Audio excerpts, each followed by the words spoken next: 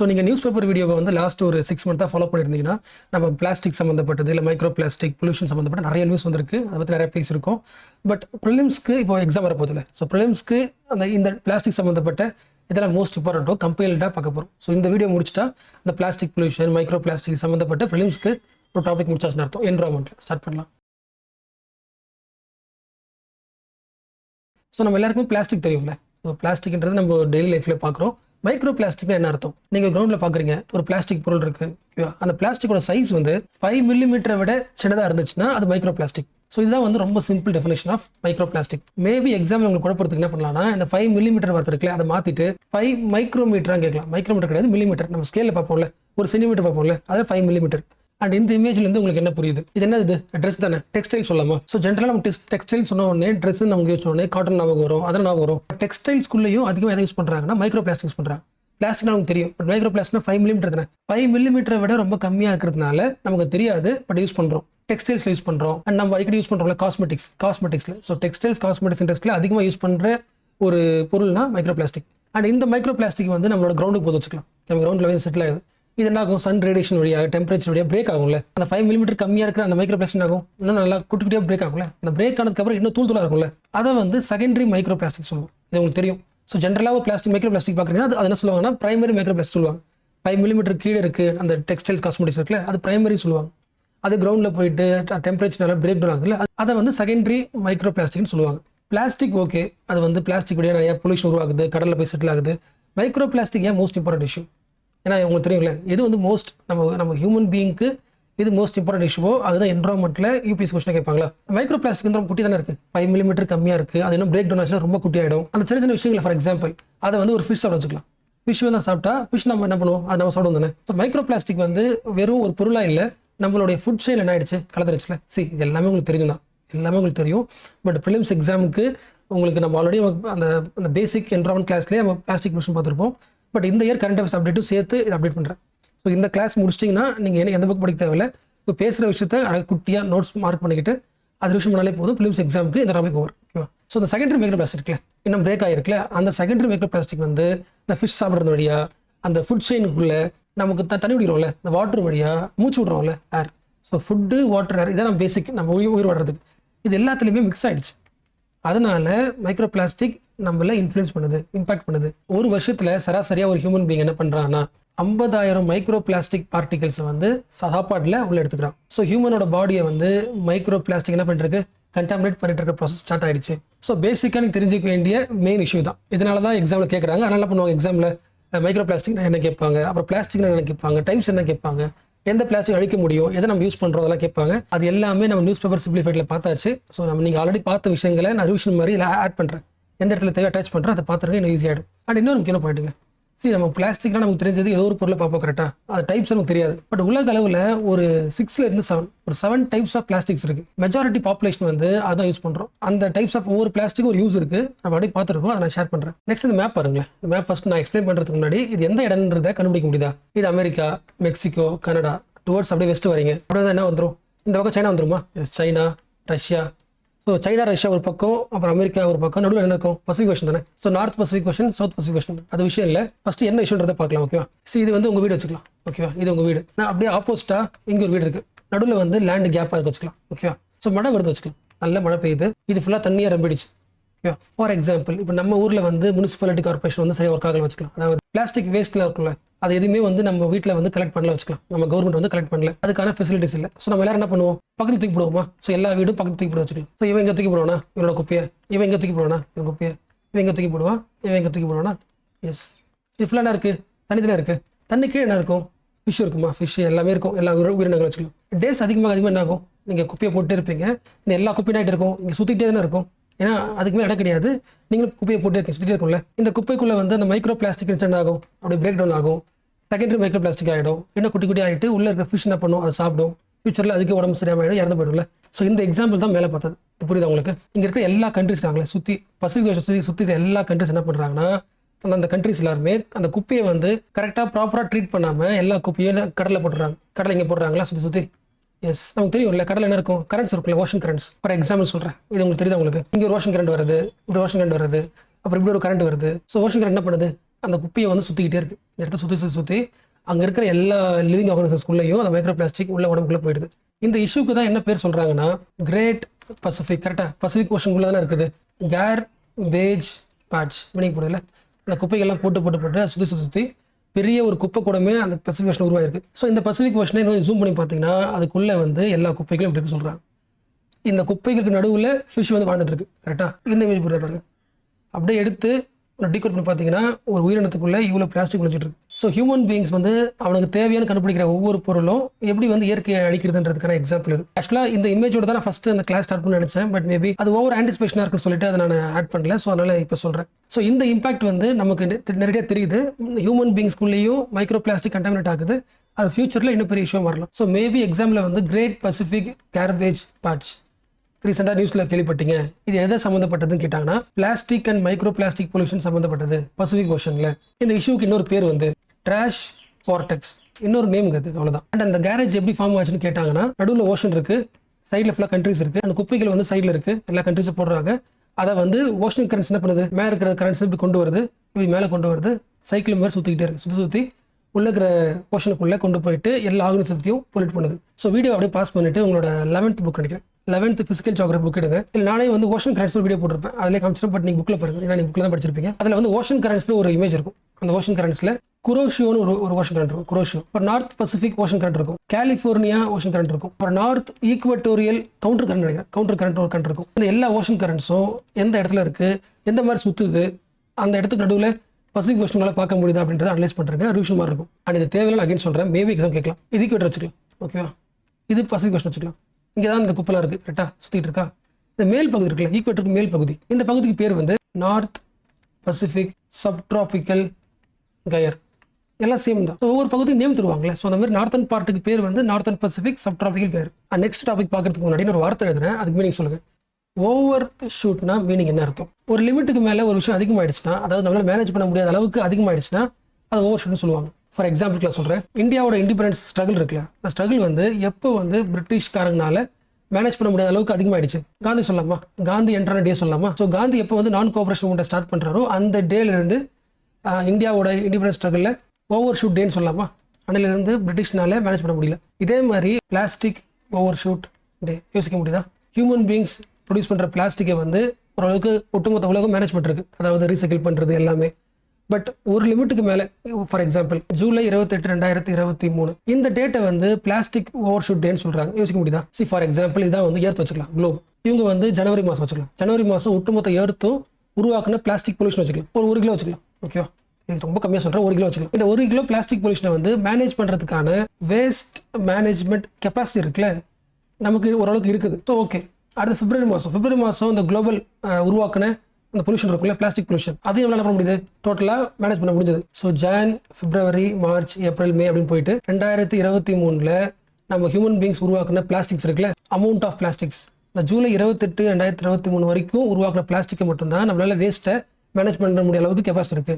அதுக்கு மேலே உற்பத்தி பண்ண ஜூலைக்கு அப்புறம் ஆகஸ்ட், செப்டம்பர்ல அப்போ யூஸ் பண்ணிருப்போம்ல, அவ்வளோ அமௌண்ட் ஆஃப் வேஸ்ட் பிளாஸ்டிக்ஸை மேனேஜ் பண்ணுற அளவுக்கு கெப்பாசிட்டி நம்மகிட்ட இல்லை. ஓவர்ஷூட் ஆயிடுச்சு.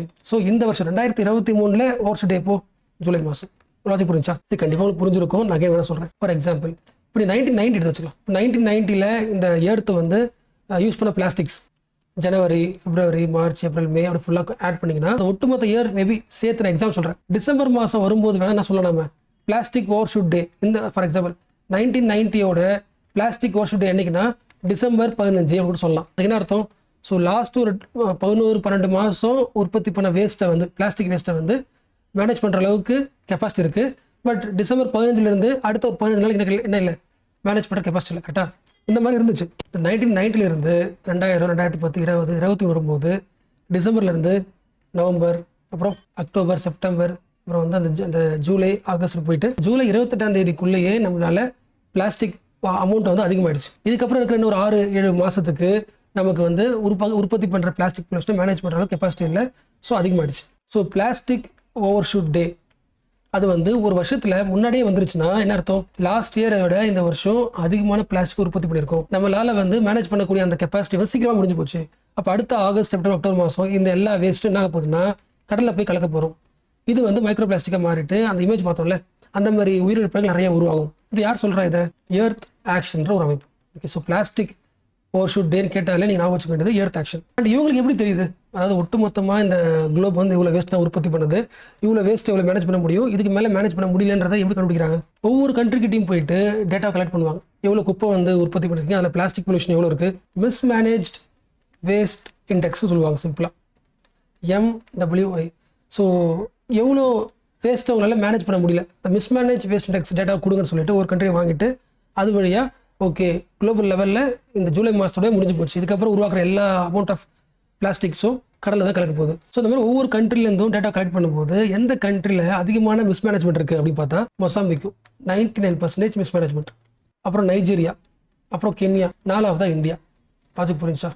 விச் மீன்ஸ் பிளாஸ்டிக் சம்மந்தப்பட்டது நம்ம பெரிய இனிஷியேட்டிவ் எடுக்கிற மாதிரி தெரியுது, பட் மிஸ்மேனேஜ்மெண்ட் தான் அதிகமாக இருக்குன்னு அர்த்தம். ஸோ இந்தியாவில் 98% அந்த பிளாஸ்டிக் வேஸ்ட்டை வந்து நம்மளால் மேனேஜ் பண்ண முடியல, மிஸ்மேனேஜ்மெண்ட்டாக மாறிடுது according to earth action report. So இந்த பாயிண்ட் நான் வச்சுங்க, இல்லை இப்படி கூட யோசிங்க. குளோபல் லெவலில் அந்த பிளாஸ்டிக் ஓவர் ஷூட் டே வந்து சீக்கிரம் வந்துச்சுல, ஜூலை மாதம் வந்துச்சுல, டிசம்பர் மாதம் எண்டில் வர வேண்டியது ஜூலை வந்துச்சுல, அதுக்கு காரணம் எந்த கண்ட்ரிஸ்? குளோபல் லெவலில் ஒரு 12 கண்ட்ரிஸ் சொல்லலாம். இந்த 12 கண்ட்ரிஸும் அவனோட பிளாஸ்டிக் வேஸ்ட்டு கரெக்டாக மேனேஜ் பண்ணிட்டாங்கன்னா அந்த ஓவர் ஷூட் டேவை கொஞ்சம் என்ன பண்ணலாம், போஸ்ட்போன் பண்ணலாம். அந்த லிஸ்ட்டில் யாரெல்லாம் வரா? இந்தியா வந்துடுறாங்க, சைனா வந்துடுறாங்க. அந்த 12 கண்ட்ரீஸில் பிரேசில், இந்தோனேஷியா, தாய்லாந்து, ரஷ்யா எல்லாம் பாரு நம்ம சைடில் இருக்கு. அண்ட் ஆல்சோ மெக்சிகோ, இப்போ பார்த்தாலும் USA, Saudi Arabia, Congo countries இருக்குல்ல ஆஃப்ரிக்காவில், ஈரான், கசகஸ்தான்.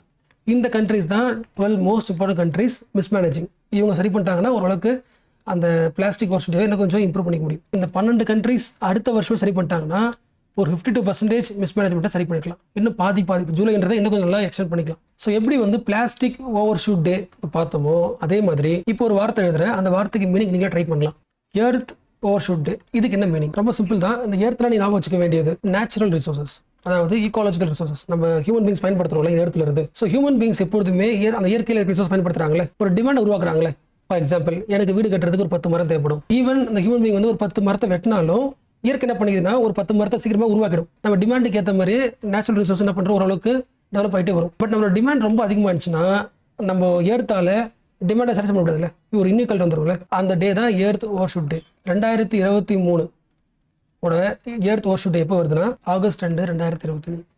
ஸோ ஏர்த்தால அந்த 2023 ஆகஸ்ட் மாதம் வரைக்கும் தான் ஏர்த்தால ஹியூமன் பீங்ஸ் கேட்குற டிமாண்டை சாட்டிஸ்ஃபை பண்ண முடிஞ்சு. அதுக்கு மேலே ஹியூமன் பீங்ஸோட டிமாண்ட் என்ன இருக்குது, அதிகமாக இருக்குது. ஏர்த்தால மேனேஜ் பண்ண முடியல, ஓவர் ஷூட் ஆயிடுச்சு. ஸோ ஆகஸ்ட் 2க்கு அப்புறம் நம்ம டிமாண்ட் பண்ணுற அந்த ரிசோர்ஸ் இருக்குல்ல, எவ்வளோ டிமாண்ட் பண்ணுறோமோ அவ்வளோ ரிசோர்ஸை ஏர்த்தால அகெயின் ரீஜென்ரேட் பண்ண முடியாது. ஸோ எக்ஸ்ப்ளாய்ட் பண்ணப்பட்டது தான். ஸோ எர்த் ஓவர் ஷூட் டே என்னைக்கு?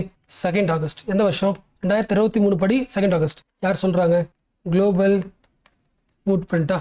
எஸ். அதே மாதிரி பிளாஸ்டிக் ஓவர் ஷூட் டே அது யார் சொல்கிறா? எர்த் ஆக்ஷனா? எந்த டே? ஜூலை 28. எஸ். ஸோ அடுத்த இயர் இன்னும் கொஞ்சம் முன்னாடியே வந்துடும். நம்ம என்ன பண்ணல, இன்னும் டிமாண்ட் வந்து குறைக்கல, இல்லை அவேர்னஸ் இல்லை. சரி, இதெல்லாம் விடுங்க. பேசிக் கொஸ்டின் நம்ம ஆல்ரெடி நியூஸ் பேப்பர் சிம்பிளிஃபைட் வீடியோவில் பார்த்துருக்கோம். வேர்ல்டு என்விரான்மெண்ட் டே என்ன, இந்த வருஷம் தீம் என்ன? இப்போ ஜூன் தானே, அதுக்கு ரீசன் பார்த்தாச்சு. ஓகே, தீம் சொல்லுங்கள். ஞாபகம் இருக்கா? ஒரு ஞாபகம் இல்லைன்னா வீடியோ பாஸ் பண்ணிவிட்டு நீங்கள் ஆல்ரெடி நோட்ஸ் எடுத்துருப்பீங்க, அதை ரிவிஷன் பண்ணிடுங்க. Beat the plastic pollution. Meaning புரிஞ்சா? எஸ்.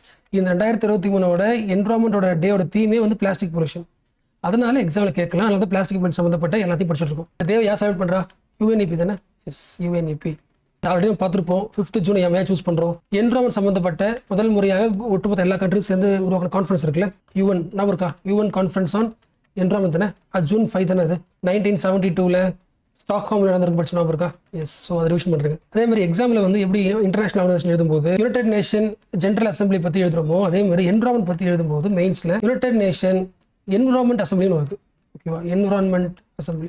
ஜெனரல் அசம்பிளி வந்து எல்லா கண்ட்ரிஸும் வந்து அந்த பொலிட்டிக்கலாக பேசுவாங்களே, என்விரான்மெண்ட் சம்மந்தப்பட்ட ஒரு அசம்பிளி இருக்கு. இந்த அசம்பிளி தான் குளோபல் லெவலில் ஒரு பிளாஸ்டிக் ட்ரீட்டி ஒன்று போட்டாங்க. ஓகேவா? இந்த பிளாஸ்டிக் ட்ரீட்டை பற்றி கண்டிப்பாக நீங்கள் மென்ஷன் பண்ணணும். எப்படி புரிஞ்சா?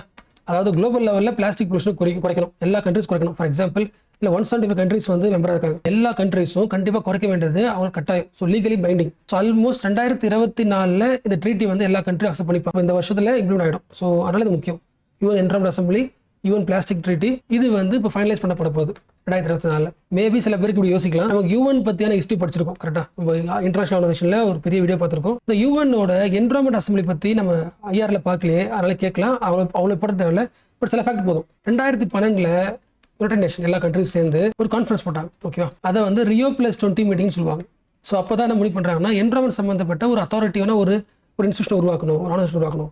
அதுக்கு UN ஜெனரல் அசம்பிளின்னு ஒன்று உருவாக்கிடலாம். அது எல்லா முடிவு எடுக்கும். என்விரான்மெண்டல் இஷ்யூஸை சரி பண்ணுறதுக்கான முக்கியமான டெசிஷன்ஸ் எடுக்கிறதுக்கான ஒரு பெரிய பாடி தான் யுனைடெட் நேஷன் என்விரான்மெண்ட் அசம்பிளி. இவங்க எடுத்த நிறைய முக்கியமான முடிவுகளில் ஒரு முக்கியமான முடிவு ஜூலை 1, 2022 எடுத்த முடிவு எல்லாருக்கும் தெரிஞ்சது தான். சிங்கிள் யூஸ் பிளாஸ்டிக்கை வந்து பேன் பண்ணிடணும். அதாவது பிளாஸ்டிக்கை வாங்குறீங்க, யூஸ் பண்ணுறீங்க, தூக்கி போட்டுறீங்க. ஒரு தடவை வாங்கி யூஸ் பண்ணிட்டு தூக்கி போடுறீங்களே, அந்த மாதிரி பிளாஸ்டிக் பயன்படுத்தக்கூடாது. அதை பேன் பண்ணிட்டாங்க 2022 முக்கியமான விஷயம். அடுத்து மைக்ரோ பிளாஸ்டிக் கொஞ்சம் குறைக்கிறது என்ன பண்ணுறாங்கன்னா, ஒரு பிளாஸ்டிக்கை நீங்கள் உருவாக்குறீங்கன்னா அந்த பிளாஸ்டிக்கோட திக்னஸ் அதிகமாக்கு. இந்த வருஷம் அதாவது நமக்கு இந்த வருஷம் கரண்ட் அஃபேர்ஸ் வரும். அதாவது 2023 செப்டம்பர் மாதத்தில் வந்த கரண்ட் அஃபேர்ஸ். ஒரு பிளாஸ்டிக் கேரி பேக் பண்ணுறீங்கன்னா அதோட மைக்ரான் 50 மைக்ரான் இருக்கும் திக்னஸ். அது இன்னும் கொஞ்சம் அதிகமாக்குங்க. 120 மைக்ரான் அளவுக்கு திக்னஸ் அதிகமாக்குங்க. அடுத்து பிளாஸ்டிக் பொல்யூஷன் பற்றி நீங்கள் படிக்கும்போது கண்டிப்பாக தெரிஞ்சுக்க வேண்டியது, பிளாஸ்டிக் மோஸ்ட்லி எங்கே போய் சேருது? கடலில் தானே. இப்போ கடலில் உருவாகிற பிளாஸ்டிக் ஃபார்ம் ஆகுதுல, அந்த பிளாஸ்டிக் யார் மேனேஜ் பண்ணணும்? நம்ம ஐஆரில் படிச்சிருப்போம், இன்டர்நேஷனல் மேரிடைம் ஆர்கனைசேஷன் படிச்சிருப்போம், IMOன்னு படிச்சிருப்போம், இன்டர்நேஷனல் மேரிடைம் ஆர்கனைசேஷன். இவங்க என்ன பண்ணிருக்காங்கன்னா கோ லிட்டர் பார்ட்னர்ஷிப் ப்ராஜெக்ட். லிட்டர்னா தெரியல, அந்த குப்பைகள் மெரைன்ல கடல்ல வந்து பிளாஸ்டிக் லிட்டர் அந்த குட்டி இருக்குல்ல பொல்யூஷன்ஸ், அது எல்லாத்தையுமே கலக்காத மாதிரி ப்ரிவென்ட் பண்ணணும். அதுக்கான ப்ராஜெக்ட்டுக்கு நிறைய கண்ட்ரி சைன் பண்றாங்க. அதில் இந்தியாவும் சைன் பண்றதுனால தெரிஞ்சுக்கணும். ஸோ கோ லிட்டர் பார்ட்னர்ஷிப் ப்ராஜெக்ட்ல இந்தியாவும் சைன் பண்ணியிருக்கு. அப்போ என்ன பண்ணணும், இந்தியாவும் அந்த ஓஷன்ல இந்த பிளாஸ்டிக்கை வந்து ஆட் பண்ணக்கூடாது, அதை வந்து ப்ரிவென்ட் பண்ணணும். அண்ட் முடிஞ்சா வீடியோ பாஸ் பண்ணிட்டு உங்களோட IR வீடியோ இருக்குல்ல கிளாஸஸ், அதில் போயிட்டு IMOவை ரிவிஷன் பண்ணுறீங்க. இன்டர்நேஷனல் மேரிடைம் ஆர்கனைசேஷன் அதோட மெயின் ஃபங்க்ஷன்ஸ் என்ன? இது வந்து யுனைடெட் நேஷனோட ஒரு ஸ்பெஷலைஸ் ஏஜென்சி. அது உங்களுக்கு தெரியும். கடலில் வந்து இன்டர்நேஷனலில் ஒரு ஷிப்பு போகுதுன்னா அதோட சேஃப்டி பற்றி எல்லாத்தையும் முடிவு பண்ணுறது இவங்க தான். ப்ளஸ் கடலில் பொல்யூஷனை பற்றி ஹேண்டில் பண்ணுறது இவங்க தான். ஹெட் குவார்டர் எங்கே இருக்குது? லண்டனா? எஸ். அண்ட் இந்த IMO உருவாக்கின ஒரு முக்கியமான கன்வென்ஷன் உங்கள் நோட்ஸ்லேயே இருக்குன்னு நினைக்கிறேன், மார்போல் கன்வென்ஷன். இந்த கடலில் ஷிப்ஸ்லாம் போகுதுல, ஷிப்ஸ் போகும்போது அது நிறைய பொல்யூஷனை வந்து கீழே அந்த ஓஷனுக்கு வருதுல, ஷிப்ஸ் வழியாக கடல்ல பொல்யூஷன்ஸ் ஆட் ஆகக்கூடாது. அது சரி பண்ணுறதுக்காக ஒரு convention, MARPOL convention. So to minimise the pollutions in the oceans. என்ன கன்வென்ஷன்? மார்போலா? எஸ். நமக்கு ஏன் முக்கியம்னா இதில் இந்தியா சைன் பண்ணியிருக்கு. ஸோ இந்தியா கப்பல் வந்து இன்டர்நேஷனல் ஓஷனில் போகும்போது ஆயில கீழே கொட்டுறதோ, இல்லை ஏரில் பொல்யூஷன் உருவாக்குறதோ, இல்லை தண்ணியில் பொல்யூஷன் உருவாக்குறதோ அது பண்ணக்கூடாது. அண்ட் இந்த பாயிண்ட் நான் இருக்கா உங்களுக்கு ப்ராஜெக்ட் ரீப்ளான் ஒரு நியூஸ் வந்துச்சு, நான் இருக்கா? இந்த ரீப்ளான், ரீனா ரெடியூசிங் அர்த்தம், PL இருக்குல்ல, PLனா பிளாஸ்டிக் அர்த்தம், N for nature, reducing the plastic in nature. அதுக்கு என்ன பண்ணலாம்? நம்ம பிளாஸ்டிக் பேக் யூஸ் பண்ணுறோம்ல, ஸோ இதுக்கப்புறம் நம்ம இந்தியாவில் பிளாஸ்டிக் பேக் ப்ரொடக்ஷனை குறைச்சிக்கலாம். அதுக்கு பதில் காதி துணி யூஸ் பண்ணுறோம்ல, KVIC உங்களுக்கு தெரியும்ல, KVIC khadi and village industries commission, KVIC. இந்த கமிஷனை முடிவு பண்ணியிருக்குன்னா அந்த பிளாஸ்டிக் பேக் தவிர்த்துட்டு வேற எந்த பேக் உருவாக்கலாம், சஸ்டைனபிள் சொல்லுவாங்க, சஸ்டைனபிளான ஒரு பேக் உருவாக்குறதுக்கான ப்ரொடக்ஷனை கமிஷன் ஸ்டார்ட் பண்ணியிருக்கு. அதனால எக்ஸாம்பிள் கேட்கலாம், இந்த KVICன்றது முதல்ல என்னது? அது வந்து ஒரு ஸ்டாட்டச்சரி பாடி, ஒரு லா பாடி, கவர்மெண்ட் உருவாக்குற ஒரு பாடி. மைக்ரோ ஸ்மால் மீடியம் இருக்காங்களா, MSME, அந்த மினிஸ்ட்ரிக்கு ஒர்க் பண்ற ஒரு பாடி. இதோட மெயின் என்னன்னா ரூரல்ல வில்லேஜ்ல வந்து இண்டஸ்ட்ரீஸ் உருவாக்கணும். அதாவது காதி இண்டஸ்ட்ரீஸை ஒரு வில்லேஜ்ல உருவாக்குறது எய்ம். அதன் வழியாக இந்தியாவில் ரூரல் டெவலப்மெண்ட் ஆகும், இம்ப்ரூவ் ஆகுமா? எஸ். ஸோ ஓரளவுக்கு முடிச்சாச்சு நினைக்கிறேன். ஆல்மோஸ்ட் இந்த லாஸ்ட் 1 இயர்ல பிளாஸ்டிக் சம்பந்தப்பட்ட நியூஸ் எல்லாம் முடிச்சாச்சு. எக்ஸாம் போறதுக்கு முன்னாடி இதெல்லாம் ரிவிஷன் பண்றேன். இதுல வந்து கண்டிப்பா பிளாஸ்டிக் பத்தி கொஸ்டின் கேட்டாங்கன்னா இந்த படிச்ச நாலேஜ் வச்சுக்கிட்டு சால்வ் பண்ணிடலாம். சும்மா ஜஸ்ட் இமேஜின் பண்ணி பாருங்களேன். ஒருவேளை உங்களுக்கு ஒரு பவர் இருக்கு. என்ன பவர்னா, நீங்க சுத்தி பாக்குறீங்க, இங்க ஒரு பிளாஸ்டிக் இருக்கு, அந்த பிளாஸ்டிக் எடுத்து அதை ஈஸியா உங்களால ரீசைக்கிள் பண்ணி அகைன் ரீயூஸ் பண்ற மாதிரி பவர் இருந்துச்சுன்னா சூப்பரா இருக்கும். ஆக்சுவலா எனக்கு ஒரு ஆசை இருக்கு. என்ன ஆசை இருக்குன்னா, இப்போ வந்து என்னை சுற்றி நிறைய ஆக்சுவலாக எல்லார் வீட்டை சுற்றியும் பிளாஸ்டிக் பொல்யூஷன் இருக்கும். இப்போ நான் வந்து ஒரு மிஷின் ரெடி பண்ணணும். என்ன பண்ணால் இந்த எல்லா பிளாஸ்டிக் பொருளையும் எடுத்துகிட்டு வந்து ஒரு மிஷின்குள்ளே போட்டு சுற்றி விட்டு டெம்பரேச்சர் அதிகமாக்கி விட்டு அதில் ஒரு எனர்ஜி உருவாக்கும். அந்த எனர்ஜியில் என்னோட வீட்டில் வந்து எலக்ட்ரிசிட்டி உருவாக்கணும். அப்புறம் பயங்கரமாக இருக்கும்ல, நமக்கு வந்து கரண்ட் பில்லு மிச்சம், பிளாஸ்டிக் பொல்யூஷனும் சரி பண்ணியாச்சு, எனர்ஜி வர கிடைக்குது, ஸோ கேஸ் வந்து தேவைப்படாது, நிறையா இருக்குல்ல. இந்த விஷயத்தை தான் நம்மளோட department of science and technology implement பண்ண ட்ரை பண்ணியிருக்கு. அதுதான் நியூஸ். நான் சொன்ன ஸ்டோரியில் புரிஞ்சா? நான் என்ன சொன்னேன்னா, இந்த ஊரில் இருக்கிற எல்லாத்தையும் அழிக்கிறதுக்கு ஒரு பெரிய கம்பெனி, ஒரு பெரிய இண்டஸ்ட்ரி ஆரம்பிக்கணும்னு நான் சொல்லலை. என்னோட வீட்டில் குட்டியாக ஒரு மிஷின் ரெடி பண்ணிக்கணும். அந்த மிஷின் தான் பண்ணும், எல்லாத்தையும் க்ளீன் பண்ண சொன்னல. அதே மாதிரி ஒரு மொபைல் பிளான்ட் ரெடி பண்ணுறாங்க. இண்டஸ்ட்ரீஸ் என்ன சொல்லுவோம்? பிளான்ட்னு சொல்லுவோம், இண்டஸ்ட்ரியல் பிளான்ட் சொல்லுவோமா? அப்படின்னா ஒரு இண்டஸ்ட்ரி. இந்த இண்டஸ்ட்ரி வந்து மொபைல் இண்டஸ்ட்ரி. அப்படின்னு அர்த்தம், ஒரு பெரிய ஒரு வண்டியிலேயே அதை கேரி பண்ணிட்டு வந்துட முடியும். ஊராக அந்த வண்டி போகும், அங்கே இருக்கிற பிளாஸ்டிக்கை எடுத்து ரீசைக்கிள் பண்ணி எனர்ஜியாக மாற்றும். பிளாஸ்டிக் வேஸ்ட்டை எடுத்து ஒரு மிஷினுக்குள்ளே போட்டு ஒரு ஸ்பெஷலைஸ்டாக ஒரு ப்ராசஸ் பண்ணி அதை ஃபியூலாக மாற்றி நம்ம வீட்டு எனர்ஜியாக பயன்படுத்திக்கலாம்னு சொல்கிற அளவுக்கு ஒரு மொபைல் பிளான்ட்டை வந்து கவர்மெண்ட் ப்ரிப்பேர் பண்ணிட்டு இருக்கு. அப்புறம் என்ன பண்ணிக்கலாம், ஊருக்கு குட்டி குட்டி மொபைல் பிளான்ட்டை வச்சுக்கிட்டு இந்த பிளாஸ்டிக் பொல்யூஷனை என்ன பண்ணலாம், ரீயூஸ் பண்ணிக்கலாம், எனர்ஜியாக மாற்றிக்கலாம். ஓகே. ஸோ இப்போ நம்ம ஏன் பிளாஸ்டிக் பற்றி பேசுகிறோன்னா, இந்த வருஷம் வேர்ல்டு என்விரான்மெண்ட் டே செலிப்ரேஷன் வந்து 50வது வேர்ல்டு என்விரான்மெண்ட் டே. கண்டிப்பாக எக்ஸாம்பிள் கேட்பாங்க. அப்போ இந்த வருஷம் தீம் என்னன்னா, பீட் தி பிளாஸ்டிக் பொல்யூஷன். இப்போ கண்டிப்பாக பிளாஸ்டிக் பொல்யூஷனை பற்றி கேட்பாங்க. பிளாஸ்டிக் பொல்யூஷன் எப்படி கண்ட்ரோல் பண்ணுறதுன்னு கேட்பாங்க. அதோட குட்டி அப்டேட் தான் இப்போ நம்ம Indian government department science and technology ஒரு மொபைல் பிளான்ட் ரெடி பண்ணி ரீப்ராசஸிங் பண்ணி எனர்ஜியாக மாற்றலாம், ஃபியூலை மாற்றலாம்னு ஒரு உருவாக்கிட்டு இருக்கு. பட் ஃபஸ்ட் நம்ம தெரிஞ்சுக்க வேண்டியது வாட் இஸ் பிளாஸ்டிக். நீங்கள் பிளாஸ்டிக்கை உத்து பார்த்தீங்கன்னா அதை பார்க்க எப்படி இருக்கும், பாலிமர் மாதிரி இருக்கும். என்ன அர்த்தம், நிறைய செயினாக கனெக்ட் பண்ணியிருக்கும். அப்போ அது மாதிரி செயினாக இருக்கிறதால தான் என்ன பண்ண முடியாது, எப்படி வேணால் வளைச்சு எந்த பொருள் வேணால் உருவாக்கிக்கலாம். அதான பிளாஸ்டிக்கோட மோஸ்ட் யூனிக். உலகம் முழுக்க பிளாஸ்டிக்கை பயன்படுத்துகிற காரணம் என்னன்னா அந்த மெட்டீரியல் பயன்படுத்தி எந்த ஷேப் வேணால் உருவாக்கிக்கலாம், நமக்கு பிடிச்ச மாதிரி எப்படி வேணால் மோல்டு பண்ணிக்கலாம். கரெக்டாக. பட் யூனிக் பாயிண்ட் என்னென்னா இப்போ நம்ம யூஸ் பண்ணுற பிளாஸ்டிக் எப்படி உருவாக்குறாங்கன்னா நம்ம ஃபாசில் ஃபியூல் படிப்போம்ல, பெட்ரோல் வச்சுக்கலாம், பெட்ரோலியம் இதெல்லாம் இருக்குல்ல, இதில் இருந்து கடைசியாக டிரைவ் பண்ணும்போது ஒரு கெமிக்கல் கிடைக்கும். ஓகேவா, அந்த கெமிக்கலை பயன்படுத்தி தான் பிளாஸ்டிக்ஸை நம்ம வந்து ப்ரொடியூஸ் பண்ணிருக்கோம். இப்போ உற்பத்தி பண்ணுற எல்லா பிளாஸ்டிக்கும் கெமிக்கல்ஸ்லேருந்து உருவாக்கப்பட்ட பிளாஸ்டிக். அந்த கெமிக்கல் எங்கேருந்து வந்திருக்கு, derived from Fazil fuels. So இப்போ தான் ஓரளவுக்கு இந்த ஃபாசில் ஃபியூலை விட்டுட்டு ரினியூவபிள் எனர்ஜியிலேருந்து பிளாஸ்டிக்கை தயாரிக்கலான்னு பிளான் பண்ணிட்டு இருக்காங்க. அதாவது இப்போ காட்டன் இருக்குல்ல, காட்டனில் இருந்தோ இல்லை கார்ன் இருந்தோ இந்த மாதிரி ஐட்டம்ஸ்ல இருந்தும் நம்ம என்ன பண்ண முடியும், பிளாஸ்டிக் உருவாக்குறதுக்கான பொருளை டெவலப் பண்ண முடியும்னு ட்ரை பண்ணுறாங்க. இப்போ அடுத்து உலகம் முழுக்க இப்போ பிளாஸ்டிக் ப்ரொடியூஸ் பண்ணுறாங்களே, ஓகே, அதில் மெஜாரிட்டி 70% ஆஃப் பிளாஸ்டிக் ப்ரொடக்ஷனை ஒரு 6 வகையாக பிரிக்கலாம். அதாவது நீங்கள் பார்க்குற பிளாஸ்டிக்கை மினிமம் ஒரு 6 வகையாக பிரிக்கலாம். ஃபஸ்ட்டு எல்லாருக்கும் தெரிஞ்சது இந்த நம்ம ஸ்கூலில் படிச்சிருப்போம், நான் இருக்கா பிஇடின்னு படிச்சிருப்போம்ல, நான் இருக்கா ஸ்கூலில் படித்த இந்த வார்த்தை பாலிஎத்திலின் டெராப்தலைட்னு படிச்சிருப்போம். கரெக்டாக. ஸோ இதிலிருந்து உருவாக்குற பிளாஸ்டிக் இருக்குல்ல, இது நம்ம வந்து சோடா பாட்டிலில் பார்த்துருப்போம், இல்லை நம்ம யூஸ் பண்ணுறோம்ல வாட்டர் பாட்டில். எஸ், இதில் வாட்டர் பாட்டில் வச்சுக்கலாம். வாட்டர் பாட்டிலில் இருக்கிறது மோஸ்ட்லி பிஇடி தான் இருக்கும். உங்களுக்கு தெரியாது, வாட்டர் பாட்டிலில் பிஇடின்னு போட்டிருப்பாங்க. ஸோ அதில் பிஇடி பார்க்கலாம். இன்னும் காமனாக பேக் பண்ணுறோம்ல, பேக்கேஜிங்க்கு நம்ம பிளாஸ்டிக் பயன்படுத்துகிறோம்ல, அதுவும் பிஇடி தான். ஸோ ஆல்மோஸ்ட் இந்த பிஇடி வந்து காமனாக பேக்கேஜிங் பார்க்கலாம். இது வந்து ஆல்மோஸ்ட் ஓகே. ஏன்னா என்ன பண்ணலாம், இது அகைன் ரீயூஸ் பண்ணிக்கலாம். ஓகேவா, ரீயூஸ் வேணால் ரீசைக்கிள் பண்ணிக்கலாம். அதாவது அகெயின் அதை வந்து உடச்சி அகெயின் இன்னொரு பாட்டிலாக, பழைய பாட்டில் புது பாட்டில் மாற்றிக்க முடியும். இல்லைனா என்ன பண்ணலாம், அதுலேருந்து ஒரு ஷர்ட்ஸ்லாம் உருவாக்க கூட ட்ரை பண்ணிக்கலாம். ஸோ பிஇடின்றது ஆல்மோஸ்ட் ஓரளவுக்கு ரீசைக்கிள் பண்ண முடியாது. அப்போ இதை வந்து யாரும் விட மாட்டாங்க, எடுத்துகிட்டு வந்து ரீசைக்கிள் பண்ணி இன்னொரு புது பாட்டில் உருவாக்கிப்பாங்க. ரெண்டாவது நீ கேள்விப்பட்டிருப்பீங்க HDPE, ஞாபகம் இருக்கா, ஹை டென்சிட்டி பாலிஎத்திலீன். ஓகேவா, ETHYLENE. ஸோ பி தான் உங்களுக்கு எப்போ தெரியும், பாலிஎத்திலீன் தான். ஓகேவா, ஹெச்டினா ஹை டென்சிட்டி. நம்ம ஹை டெஃபினேஷன் சொல்லுவோம்ல, பிளாஸ்டிக்கு ஹை டென்சிட்டி. யோசிக்க முடியுதா, மேலே பார்த்த பிளாஸ்டிக் கொஞ்சம் சாஃப்ட்டாக இருக்கும், வாட்டர் பாட்டில் மாதிரி. பட் இதில் சொல்கிற ஹை டென்சிட்டி சொல்கிறாங்க. அப்போ பிளாஸ்டிக் ரொம்ப ஸ்ட்ராங்காக இருக்கும். கரெக்டாக, கொஞ்சம் செம்ம ஸ்டர்டின்னு சொல்லுவாங்க, இல்லை ஸ்ட்ராங்னு சொல்லுவாங்க. எக்ஸாம்பிள் சொல்லணும்னா நம்மளோட இது இருக்குல்ல, ஷாம்பு பாட்டில் இருக்குல்ல, ஷாம்பு பாட்டில் வந்து கொஞ்சம் ஸ்ட்ராங்காக இருக்கும்ல, அது காரணம் வந்து அது வந்து HDPE.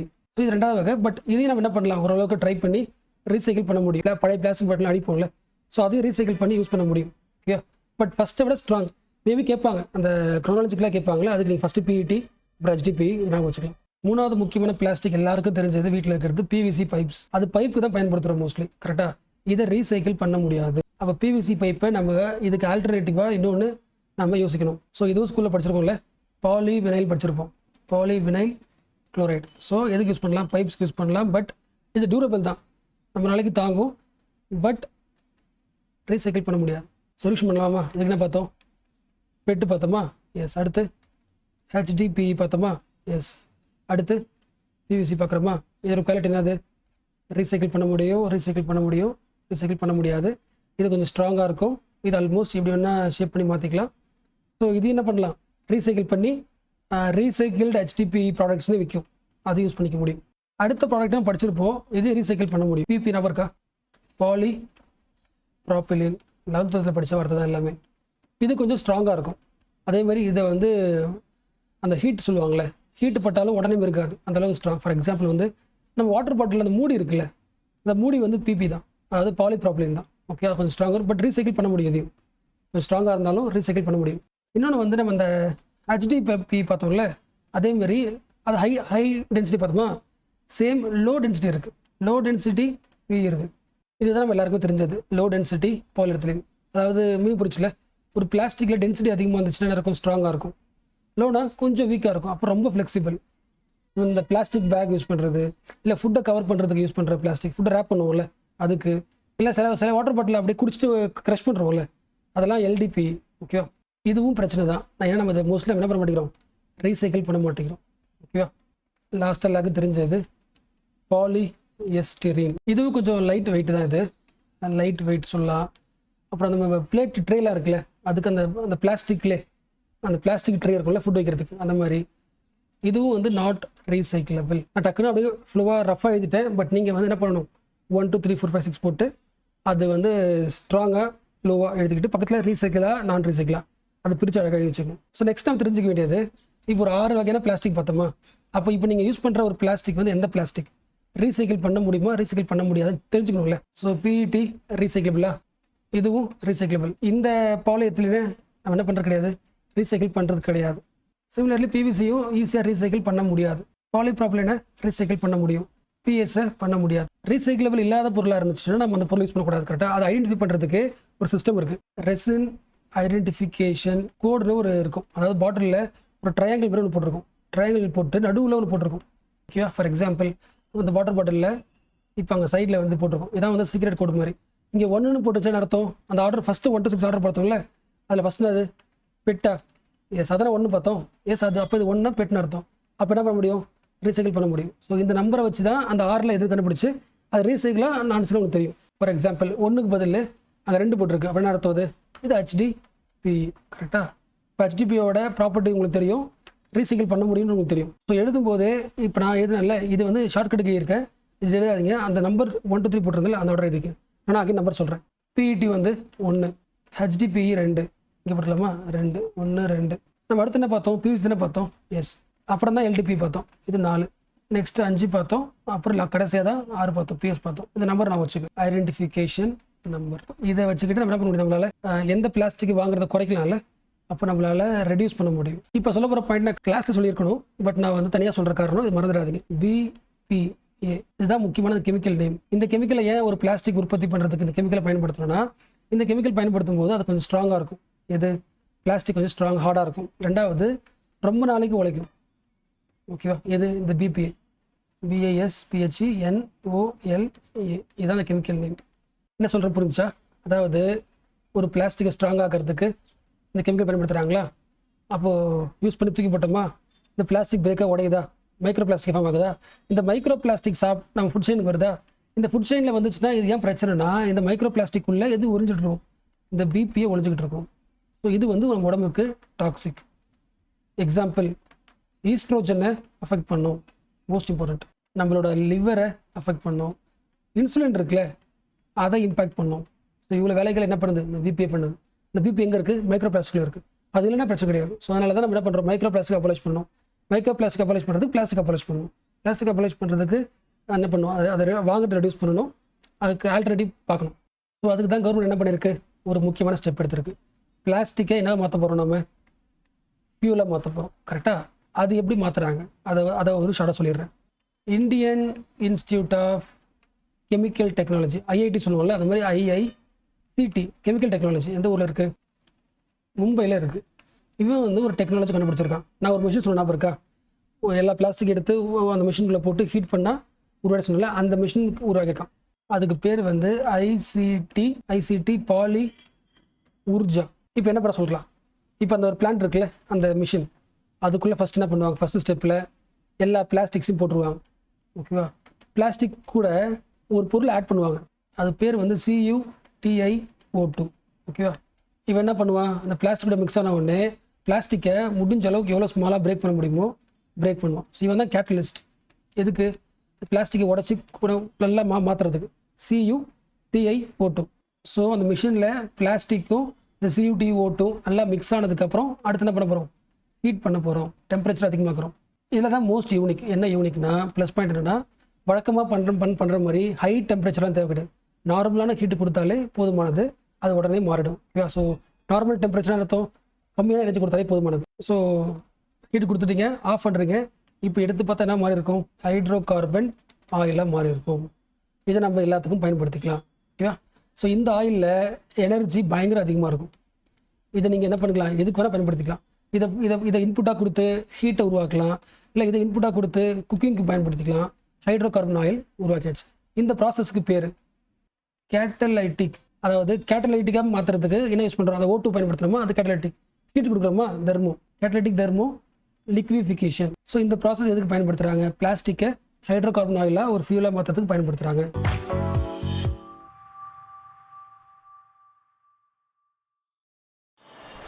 19th topic plastic pollution. Plastic pollution ஏன் இம்பார்ட்டன் உங்களுக்கே தெரியும்ல. எல்லா வருஷமும் கரண்ட் அஃபேர்ஸ் வந்துக்கிட்டே தான் இருக்கும். அதே சமயத்தில் லாஸ்ட் இண்டிபெண்டன்ஸ் டேயில் ஆகஸ்ட்டில் மோடி கூட பேசியிருக்காரு, பிரைம் மினிஸ்டர். ஸோ அவர் prime minister Modi has called for freeing India from single use plastic. So அப்போ இன்னும் இம்பார்ட்டன்ஸ் அதிகமாகத்தில் பிரைம் மினிஸ்டர் பேசியிருக்கார் in his independence day speech. Pollution பார்க்குறதுக்கு முன்னாடி முதல்ல பிளாஸ்டிக்கோட கேரக்டரிஸ்டிக்ஸ் பார்க்கலாம். அப்போ தான் வந்து அதோட பாசிட்டிவ்ஸ் என்ன நெகட்டிவ் என்ன நமக்கு தெரியும். கரெக்டாக? எஸ். ஸோ நம்ம எல்லோரும் பிளாஸ்டிக் ஏன் அதிகமாக யூஸ் பண்ணுறோம்? அதுக்கான காரணம் என்ன? ஃபஸ்ட்டு முக்கியமான காரணம் அது லைட் வெயிட். அது அதே சமயத்தில் ஸ்ட்ராங்காக இருக்கும், ரெசிஸ்டன்ட். ஸோ பிளாஸ்டிக் வந்து லைட் வெயிட், ஹைஜீனிக், ரெசிஸ்டன்ட். அதே சமயத்தில் பிளாஸ்டிக்கை ப்ரொடியூஸ் பண்ணுற செம்ம ஈஸி, சீப். அது பிளாஸ்டிக் இஸ் சீப்லி மேனுஃபேக்சர்டு. இன்னொரு மோஸ்ட் இம்பார்ட்டன்ட், நம்ம பிளாஸ்டிக் என்ன பண்ணலாம்? ஈஸியாக மோல்டு பண்ணலாம். நமக்கு பிடிச்ச மாதிரி எப்படின்னா மோல்டு பண்ணலாம். ஸோ பிளாஸ்டிக் என்னது லைட் வெயிட்டு, ஹைஜீனிக்கு செம்ம ஸ்ட்ராங்காக இருக்கும். அதே சமயத்தில் which can be moulded in wide range of applications, also cheaply manufactured.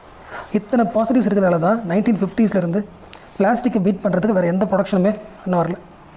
The production of plastic has outpaced almost all other materials. எல்லா மெட்டீரியல் தூக்கி போட்டு ஃப்ரண்ட்டில் நிற்குது. அதே இன்னொரு முக்கியமான பாயிண்ட், பிளாஸ்டிக்ஸ் வந்து டீக்ரேட் ஆகாது, அதாவது மக்கி போகாது. தே டோன்ட் கெட் பயோடிகிரேட், மக்கி போகாது.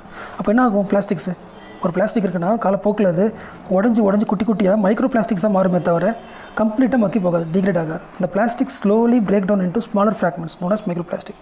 So plastics don't get biodegrade. ஒரு வருஷத்துக்கு மட்டுமே நமக்கு 400 மில்லியன் டன் பிளாஸ்டிக் தேவைப்படுதுன்னா அப்படி நம்ம எதுக்கு பயன்படுத்துவோம்னு தெரிஞ்சுக்கணும்ல. இந்த உற்பத்தி பண்ணுற பிளாஸ்டிக்கை எதுக்கு பயன்படுத்திக்கிறோன்னா பேக் பண்ணுறதுக்கு தான். 36% பேக்கேஜிங்கு தான் போய்டுது. அதே சமயத்தில் பில்டிங்க்கு, அப்புறம் டெக்ஸ்டைல்ஸுக்கு இதை சேர்த்தாலே 50% மேலே தாண்டுது. அப்போ நம்ம பிளாஸ்டிக்கை வந்து குறைக்கணும், ப்ரொடக்ஷனை குறைக்கணும், யூசேஜை குறைக்கணும்னா பேக்கேஜிங் குறைச்சாலே போதும்ல. பொருட்களை பேக் பண்ணுறதில் பிளாஸ்டிக்கை குறைங்க அப்படிலாம் குறைஞ்சிடும்ல. ஓகே, அடுத்து இன்னொன்று தெரிஞ்சுக்கணும்.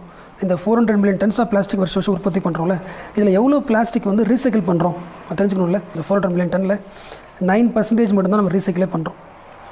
9% ரீசைக்கிள் பண்ணுறோம், 12% என்ன பண்ணிடுறோம்? எரிச்சிடுறோம், போன் பண்ணிடுறோம், இன்சின்ட்ரேட்டட். அப்போது ரிமைனிங் 80% வருஷம் உற்பத்தி பண்ணுற பிளாஸ்டிக் எங்கே போயிடுது? லேண்டுக்குள்ளே டம்ப் பண்ணிடுறோம், என்வரான்மெண்ட்டுக்குள்ளே தான் போயிடுது. இந்த பாயிண்ட் யார் சொல்கிறேன்னா UNEP சொல்லுது. ஸோ அப்போ இன்னும் வந்து என்ன மாறுது? அத்தன்டிகேட்டடாக மாறுது.